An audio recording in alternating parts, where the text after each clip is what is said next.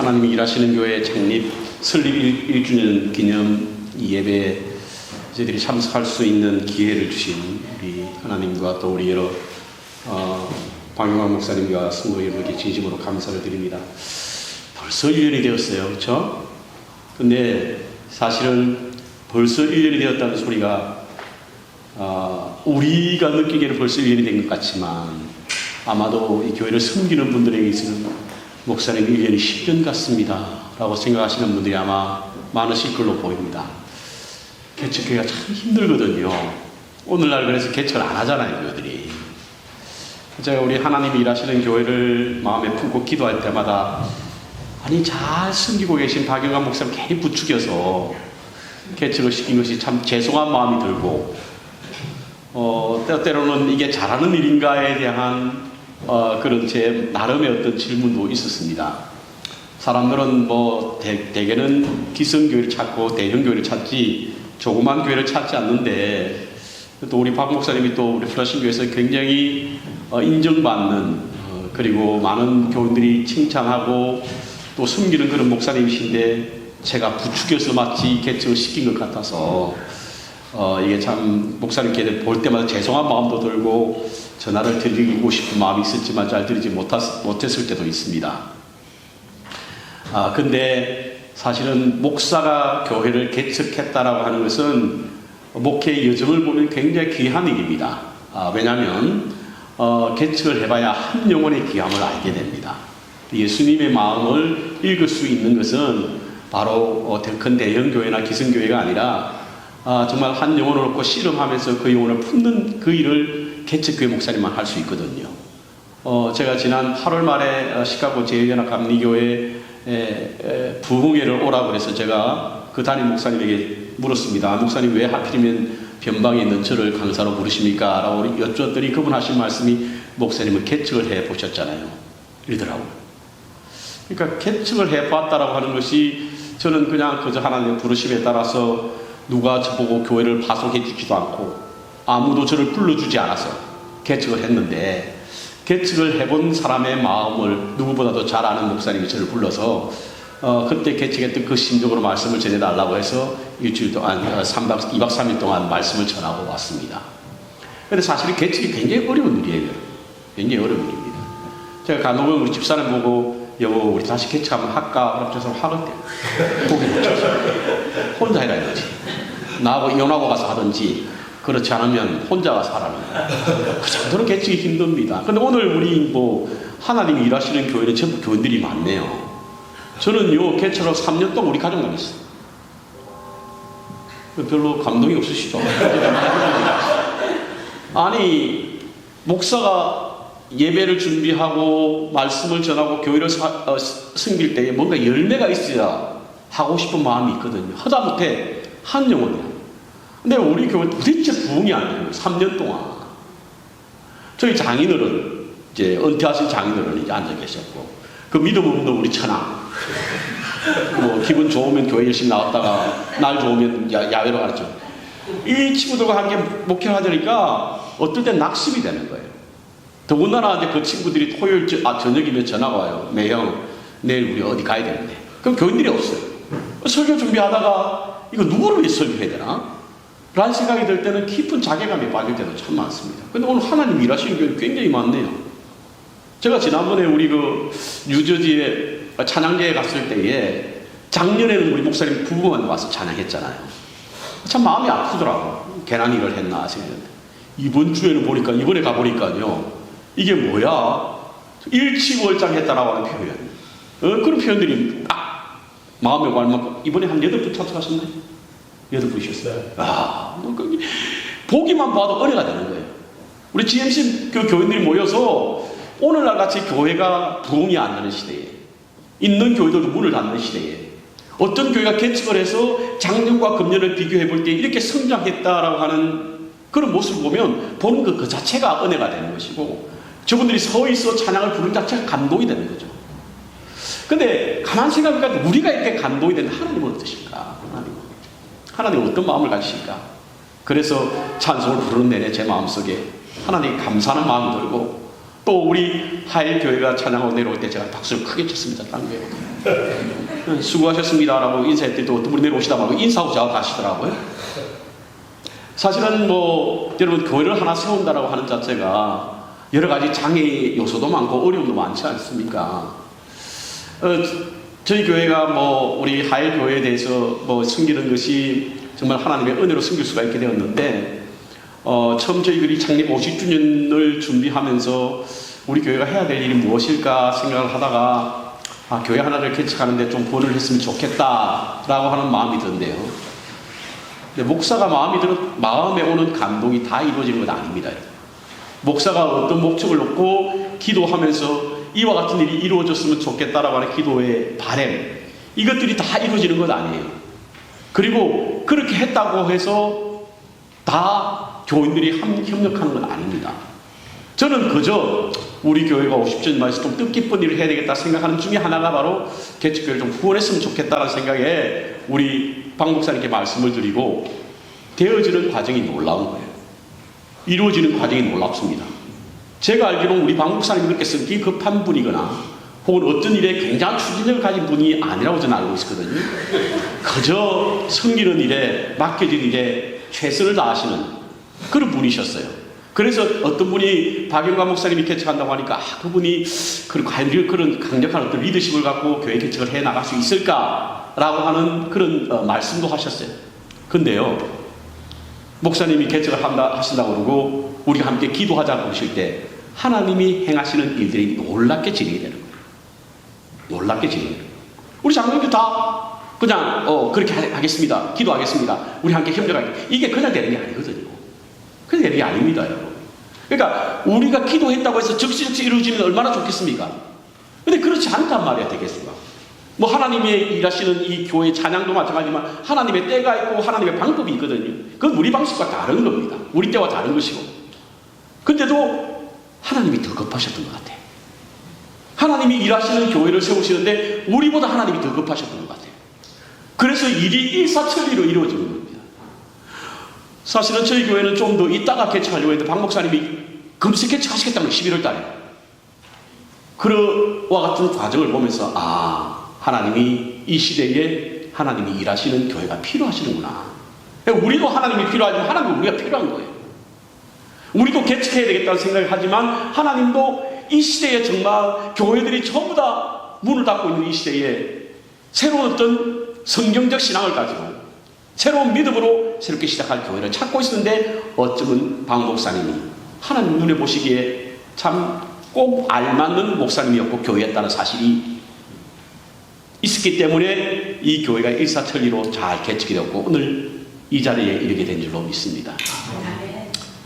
그러더라고요. 왜 오늘 이 시대에 교회가 필요한가?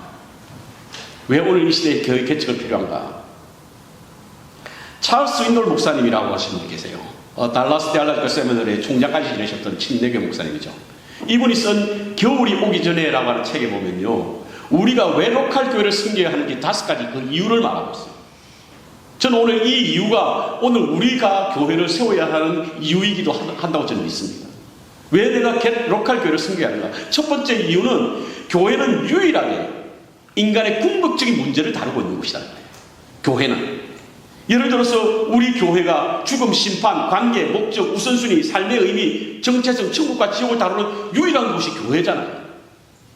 그래서 교회는 세워져야 하고 우리는 교회를 섬겨야 하는 겁니다. 두 번째, 교회는 인류에게 인간의 존귀함을 가르치는 것이 바로 교회라는 거예요. 오늘날 인간이요, 목적이 아니라 수단의 시대를 살아가고 있습니다. 인간의 존엄한 가치가 사라지고 있는 시대지 않습니까? 할 수만 있다면 인간을 들어 스스로도 자신의 목적을 성취하려고 하는 이 시대에 인간의 존귀함을 가리키고 있는 것이 바로 교회라고 하는 거예요. 그래서 교회가 필요하고 그래서 우리는 교회를 섬긴다는 거죠. 세 번째, 교회는 상대주의 한복판에서 도덕적, 윤리적 나침판 역할을 하는 것이 바로 교회라는 거예요. 여러분, 오늘날 이 시대는요, 무엇이 진리이고 무엇이 거짓인지 분별하기 어려운 시대입니다. 어떤 것이 옳고 그름을 분단하기 힘든 시대예요. 어디로 방향을 가야 할지 모르는 이 시대를 살고 있습니다. 어떤 것이 바른 길이고 진리의 길인지 헷갈리는 데가 오늘 이 시대입니다. 그와 같은 이 시대에 나침판 역할을 해주는 곳이 뭐냐? 바로 교회라고 합니다. 바른 길을 가게 하는 거죠. 생명의 길을 가게 하는 겁니다. 진리의 길을 가게 하는 것이 바로 교회라고 하는 것입니다. 네 번째, 교회는 유일하게 참된 교제와 치유와 긍휼과 사랑을 발견할 수 있는 것이 바로 교회라는 거예요. 여러분, 다른 곳에서도 교회가 섬기는 일 다 해요. 그렇지만 그것은 인간의 의지와 노력으로 하는 거죠.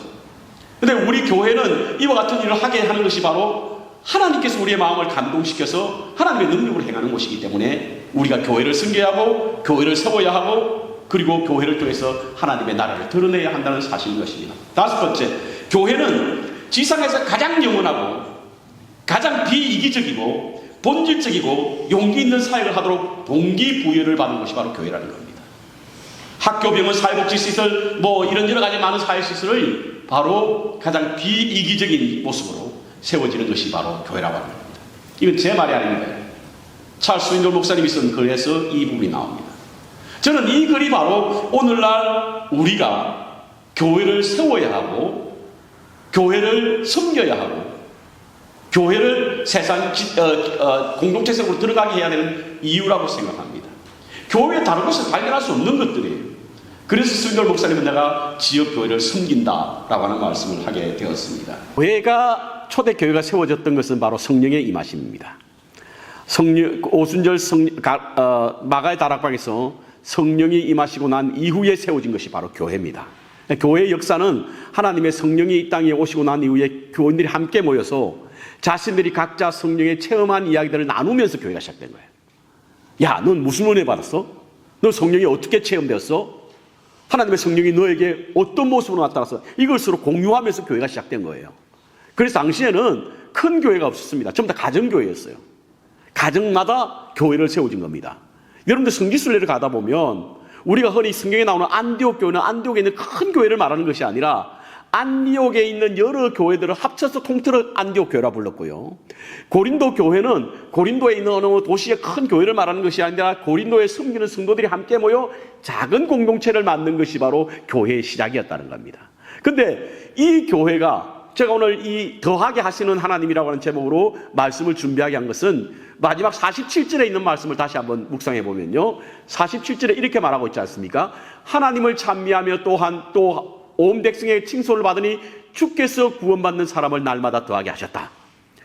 주께서 구원받는 사람을 날마다 더하게 하셨던 이유는 첫 번째로 하나님을 찬미하고 위로 계신 하나님을 찬미하고 백성들에게 칭송을 받았던 이 두 가지 이유 때문이었다는 겁니다. 이것이 바로 하나님께서 하나님의 교회를 더하게 하시는 이유인 겁니다. 두 가지 분명한 목적이 있죠. 성경에는요, 성경의 이중사랑 계명이라고 하는 성경의 근본적인 가르침이 무엇이냐면 하나님 사랑과 이웃 사랑이거든요. 이중사랑 계명이라고 우리 흔히 말하지 않습니까? 그것은 하나님을 찬미하고 이웃에게 칭송받는 일이에요. 우리 하나님이 일하시는 교회가 성장하기 위해서는 하나님이 더하게 하시는 것은 바로 하나님을 찬미하는 것에 중심이 되어야 하고 또한 이웃에게 칭송을 받아야만 우리 하나님의 일하시는 교회가 부흥이 될 수 있는 줄로 믿습니다. 이것은 제 이야기가 성경적 이야기입니다. 그럼 도대체 어떤 일을 했길래 43절부터 볼까요? 43절에 이렇게 나와 있습니다. 43절, 사람마다 두려워하는데 하나님이 하신 일을 선포하는 것을 사람들이 두려워하는 거죠. 사도들로 하여금 기사와 표적이 많이 나타나 오순절 성령의 강림이 있고 난 이후에 사람들은 놀랐습니다. 아니, 저들 도대체 누구지? 갈릴리 촌놈들이 왜 이래 날 설쳐? 유대의 예루살렘에 있는 많은 사람들이 그곳에서 성령의 강력한 체험을 경험한 성도들로 하여금 사람들이 다 놀라하고 무서워하기 시작한 겁니다. 그들을 가볍게 보지 않았어요. 왜? 하나님의 영이 그들 가운데 임했기 때문인 것입니다. 저는 우리 하나님이 일하시는 교회가 세상 사람들에게 분명한 시그널을 보낼 수 있는 것은 여러분들이 하나님의 영으로 가득 채워지고 하나님의 영으로 일하실 때만 하나님의 역사가 나타나게 될 줄로 믿습니다. 우리의 힘이 아니거든요. 우리의 능력으로 되는 거 아닙니다, 여러분. 목사님 대단하게 뛰어난 말씀으로 또 성도들의 열심으로 이것 중에 하나님의 기름 부으심이 없으면요, 우리 뜻대로 되는 법이 없어요. 너무나 잘 아는 한국에 있는 유명한 목사님들 다 말씀을 들어보십시오. 그들이 성령에 충만하지 않으면 안 되는 거예요. 저도 개척할 때 3년은 제 힘으로 했습니다. 제 능력으로 했어요.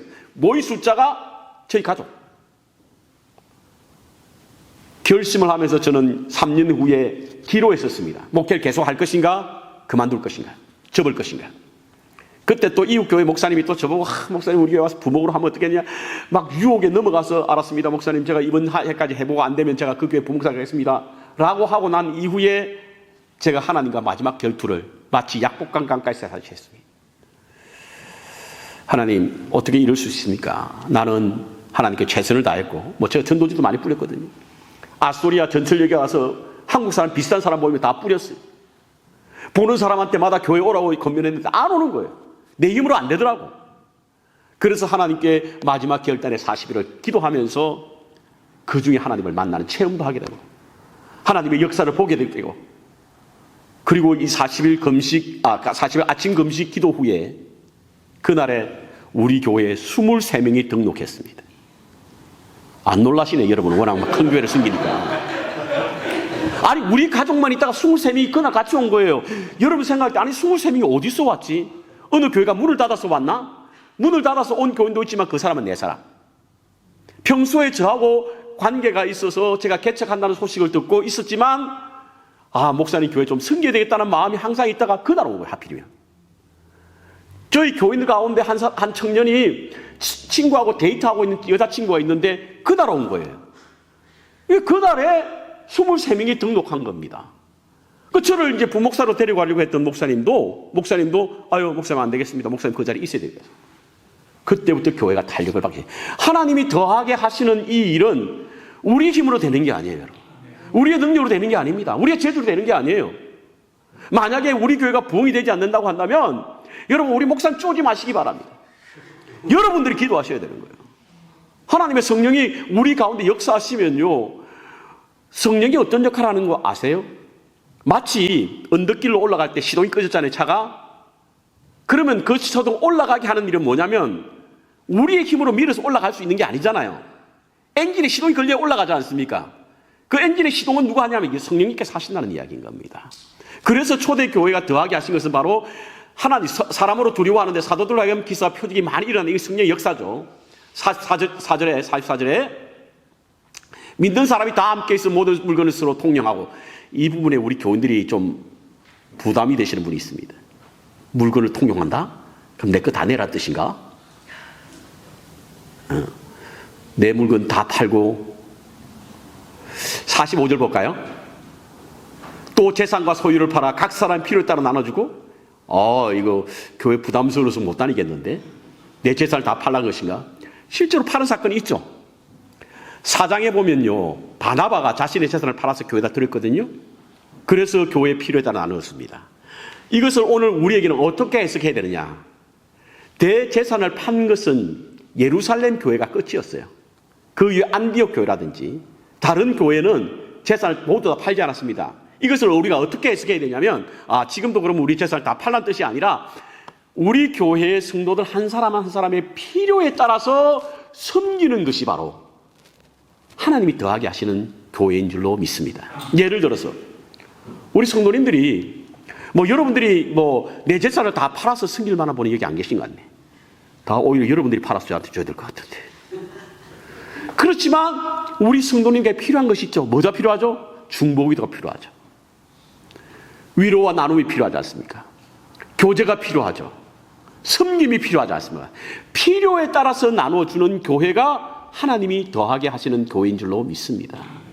그렇다면 우리 교회에 우리 성도님들이 무엇이 필요한지를 우리가 관찰해야 되는 거죠. 성도 여러분 가운데 여러분 섬기다가 실당한 분이 계십니까? 그분은 위로가 필요한 거예요. 육신의 건강 때문에 병원에 입원해 계신 분이 있습니까? 그러면 여러분 신방이 필요한 겁니다. 여러분들의 필요가 너무 많이 요구됩니다. 이것을 따라 함께 나눌 수 있는 교회가 바로 하나님이 더하게 하시는 교회인 것이죠. 그 다음 46절 날마다 마음을 같이하여 성전에 모이를 힘쓰고 제가 아까 이 비디오 보니까 1년 동안 하신 일이 저는 3년 동안 한 것도 한 번도 없는데 너무 열심히 하셨네. 우리 박 목사님이 참 온유한 마음을 가진 분으로 알았는데 그 그림 보니까 그러지도 않은 것 같아요. 어떻게 그렇게 열심히 할 수 있어요? 아주 재밌어지는데 아주. 제가 목사 아닌 것 때문에 이곳에 등록하고 싶으면 열심히 하고 싶어요. 이게 뭐냐면 마음을 같이 한다라고 하는 게 굉장히 중요합니다, 여러분. 한 마음이 된다는 자체가. 한 마음이 되는 것이 얼마나 중요합니까? 그리고 그들이 성전에 모이기를 힘썼다는 거죠. 가정 예배도 있었지만 회중 예배도 있었다는 겁니다. 교회는요, 두 가지 예배가 있죠. 회중 예배가 있고 삶의 예배가 있습니다. 삶 속에서도 예배를 드려야 되는 거예요. 우리의 삶이 예배가 되어야 됩니다. 하나님의 거룩한 성령이 되어야 되는 거예요. 하나님을 찬미하는 삶이 되어야 됩니다. 하지만 회중 예배는 우리의 삶의 예배를 완전체로 만드는 것이 바로 회중 예배입니다. 그래서 초대교회 교인들은 가정에서 가정교회도 드렸지만 성전의 회중에서 같이 모이게 된 거예요. 그리고 집에서 떡을 떼며 기쁨으로 순전한 마음으로 음식을 먹고 마지막으로 47절 하나님을 찬미하니 온 백성에게 칭송을 받으니 주께서 구원받는 사람을 날마다 대하게 하시니라. 하나님께서 더하게 하시는 말씀이 여기만 나온 거 아닙니다. 사도행전 7장으로 그냥 가보겠는데요. 오늘 집사님 세우신다는 말씀하지 않으셨어요? 나중에 하기로 했어요. 제가 왜 그 말씀을 이제 드리냐면 6장이네. 6장 혹시 파워포인트 찾을 수 있으세요? 6장 7절 없습니까? 예, 6장 7절 우리 한번 찾아봤으면 좋겠는데요. 우리 사도행전 6장 7절. 자, 같이 여러분들 읽어주겠습니다. 같이 읽겠습니다. 6장 7절 시작. 하나님의 말씀이 점점 왕성하여 예루살렘에 있는 제자의 수가 더 심히 많아지고 하지만 우리 세상 무리도 이 도에 복종하니라. 자, 보세요. 2장에 날마다 더하게 하셨죠. 6장에 하나님을 믿는 사람의 숫자가 점점 더 많아졌다고 그러죠. 그러면 초대교회가 함께 모여서 하나님을 찬미하고 성도들에게 칭찬을 받으니까 늘어났단 말이에요. 부흥했습니다. 그렇지만 교회는요, 건물이 아니라 사람이잖아요. 사람이 그 교회거든요. 우리가 흔히 팬데믹이 있었을 때에 교회에서 모이지 못하게 했을 때 즐겨 나왔던 말 중에 하나가 뭐냐면 교회는 건물이 아니고 사람이고 그리고 사역은 프로그램이 아니라 관계다. 이런 말들이 많이 있었어요. 교회는 초대교회도 건물이 아니라 사람이었어요. 근데 문제는 사람들이 보이면 문제가 생겨요. 초대교회 은혜를 받았던 성도들이라고 해서 그 은혜가 계속 유지되는 거 아니거든요. 갈등이 생기게 마련이에요. 문제가 생기기 마련입니다. 자, 사도행전 2장에 그렇게 교인 수가 많아졌는데 2장에 많아지고 나니까 3장, 4장에서는 무슨 내용이 나오냐면 교회가 본질적으로 해야 될 일에 대해서 기록하고 있는데 그것이 베드로가 나서서 내가 예수님을 만났던 것, 예수님이 어떤 분이고 성령님이 어떤 분이기에 나를 이렇게 변화시켰다는 설교가 바로 3장, 4장에 나옵니다. 그리고 바나바가 아까도 말씀드린 자신의 재산을 들여 교회를 단단히 세웁니다. 근데 문제는 5장에 문제가 생기네요. 5장에 무슨 일이 있죠? 아나니아와 삽비라고 하는 사람이 바나바가 재산을 들여서 교회로부터 인정받고 사람들로부터 칭송받으니 자기네들 그렇게 하겠다고 하고는 약속을 하고는 그것을 바치지 않는 거예요. 그때에 아나니아와 삽비라가 그 자리에서 죽습니다. 이것이 교회는 큰 위기죠. 그 위기뿐만 아닙니다. 6장에 가서는 어떤 문제가 생기냐면 헬라파 그리스도인들과 유대파 그리스도인들이 분쟁이 일어나요. 무슨 문제 때문에? 분배 문제 때문에. 사람이요, 가장 큰 문제가 일어나는 것은 분배 때문에 일어나는 겁니다. 왜 헬라파 그리스도인들에게는 분배를 좀 적게 하고 유대파 그리스도인에게 좀 많이 하느냐는 거예요. 초대교회는 가난했거든요. 그래서 바나바가 자신의 재산을 팔아서 나눠준 겁니다. 그런데 분배가 공정했으면 문제가 없는데 분배가 문제가 생겼던 거예요. 그러니까 막 갈등이 있었을 때에 초대교회가 결정했던 것이 무엇이냐면 바로 교회의 직분자를 세운 겁니다. 그래서 세웠던 것이 바로 7집사였어요. 7집사를 세웠더니 교회가 더 풍성하더라는 거예요. 이런 겁니다. 처음에 이제 사도행전 2장 은혜 받고 교회가 이렇게 부흥했습니다. 문제가 생기니까 침체됐어요. 이 침체된 교회 분위기를 다시금 이렇게 세웠던 것이 바로 교회 직분자를 세우는 거예요. 그러니까 더 왕성해졌다는 겁니다. 우리는 이 원리를 잊지 말아야 됩니다. 교회가 담임 목사가 직분자를 세우고 직분자를 통해서 교회에 다시금 새롭게 왕성한 일을 하게 하기 위해서는 옳은 직분자, 좋은 직분자를 세워서 교회가 더욱더 건강해지고 더욱더 발전되어 나아갈 수 있어야 한다고 성경은 말하고 있습니다. 직분자를 세우는, 이제 끝낼게요. 직분자를 세울 때에 꼭 잊지 말아야 될 그런 원칙이 있는데요. 저는 목회를 해보면서 어떤 분이 가장 목사의 마음에 평안을 주고 목사가 이런 사람이었으면 좋겠다, 이런 성도였으면 좋겠다라고 하는 사람이 어떤 분이냐면, 이건 제 생각이에요. 제 목회 경험에서 나온 겁니다. 첫 번째로 잘 들어주는 사람이에요. 잘 들어주는 사람이에요. 말씀도 잘 듣고 사역도 잘 듣고. 두 번째, 잘 웃어주는 사람이에요. 웃으면 복이 옵니다, 여러분. 우리 교인들이 담임 목사를 볼 때 미소가 지어져야 되잖아요. 목사들은요, 아무리 설교 오래 하고 아무리 목회를 오래 해도 여러분 앞에 서면 왠지 모르게 긴장이 됩니다. 특별히 여러분이 싸우듯이 저한테 덤비는 눈을 쳐다보면 이거 어떻게 해야 되나, 생각들 다 잊어버립니다. 잘 웃어주는 사람. 세 번째로 잘 있어주는 사람. 들어주는 사람, 웃어주는 사람, 있어주는 사람. 신집사님 알겠죠? 웃어주는 사람, 있어주는 사람, 들어주는 사람. 그런데 교회 성전은요, 교회 성전을 지키는 사람은 어떤 사람이냐면 바로, 성전에는 여러분 예루살렘 성전에 들어가고 두 개 기둥이 있습니다. 이 기둥은 무엇으로 세우냐면 레바논의 백향목으로 세웁니다. 이 레바논의 백향목을 왜 성전의 기둥으로 세울까? 백향목의 특징이 있기 때문에 그래요. 백향목은요, 그 나무에서 향기가 난답니다. 그리스도인으로서 교회를 세우는 기둥은 어떤 사람이어야 되냐? 삶의 향기가 나야 돼요. 그리스도의 향기가 나는 사람이 교회에 세워져야 합니다. 두 번째, 그 백향목은 벌레를 먹지 않는데요. 그래서 세상에 아무리 많은 벌레가 붙어도 벌레가 먹지 않기 때문에 썩지 않는다는 거죠. 세 번째로, 백향목은 굳게 서 있다는 거예요. 흔들리지 않는다는 겁니다. 기울이지 않는다는 거예요. 그래서 성전에는 성전을 지을 때 레바논의 백향목을 세워서 성전을 짓게 한 겁니다. 저는 우리 하나님이 일하시는 교회가 1주년에 이렇게 많은 분들이 함께 모여서 예배를 드릴 수 있는 것이 하나님의 특별한 은혜인 줄로 믿습니다.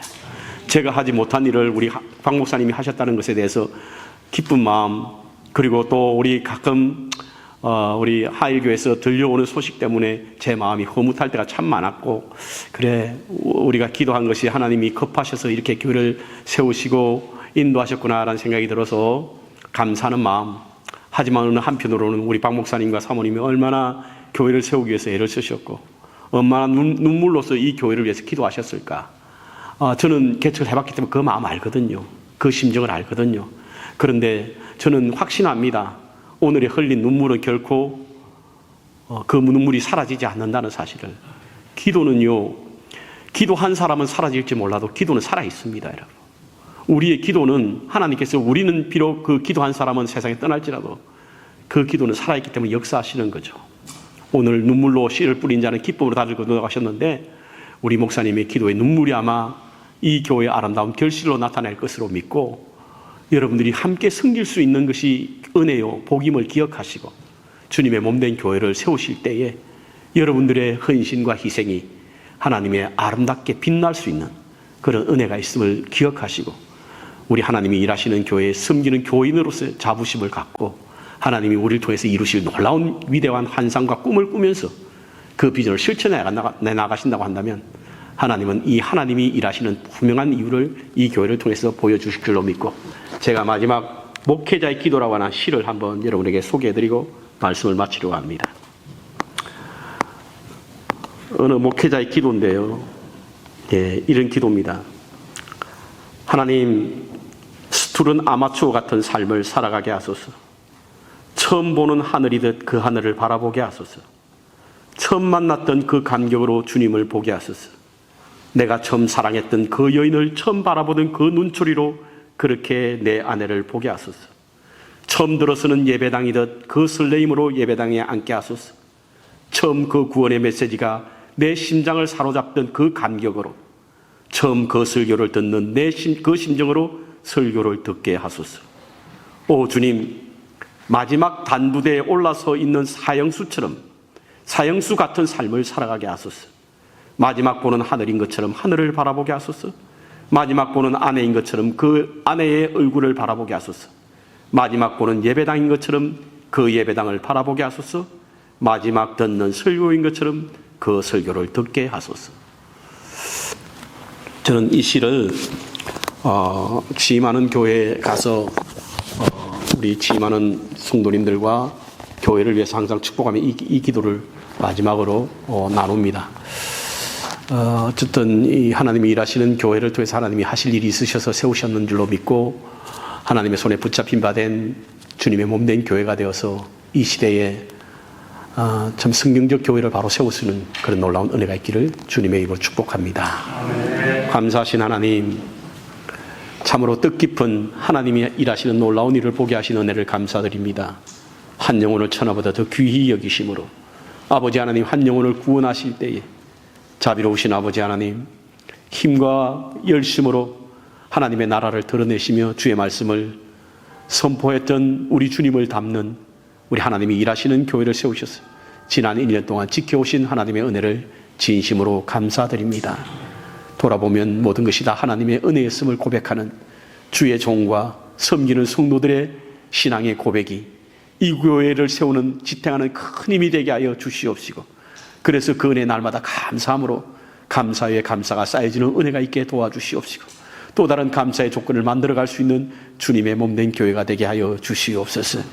우리의 때, 우리의 방식이 아니라 하나님의 때, 하나님의 방법으로 일하시는 그런 교회가 될 수 있도록 은총을 더하여 주셔서 아직까지도 복음의 참된 진리를 알지 못하고 어두움 가운데 살아가고 있는 영혼들에게 주의 빛을 전함으로 하나님의 아름다움을 선포할 수 있도록 은총을 더하여 주시옵시고, 자비로우신 아버지 하나님, 하나님의 구원이 시작되었음을 전하는 아버지 복음의 이 새 전선에 서 있는 주님의 몸된 교회가 되게 도와주셔서 주님의 몸된 교회를 통해 영광받아 주시옵시고, 주님의 몸된 교회를 통해 하나님의 역사를 이루어 주시옵소서.